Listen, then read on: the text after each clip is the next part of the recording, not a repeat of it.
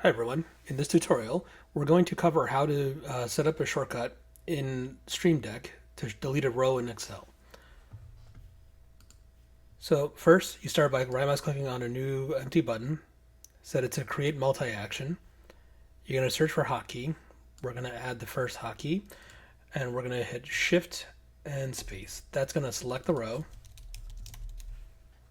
Then we're going to add another hotkey, and we're going to hit Command and minus, and that's going to be to delete the row. From there, we're going to add a delay of 100 milliseconds because Excel will actually prompt you to if you want to confirm to delete the row. So we're going to wait for that. We're going to go back to hotkey and add one more, and we're going to hit the tab button, another hotkey, and hit the space button.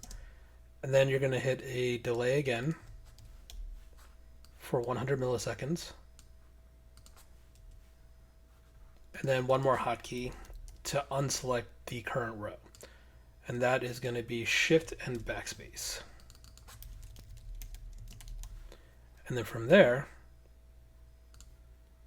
once you highlight your row, hit the button, boom, row's gone.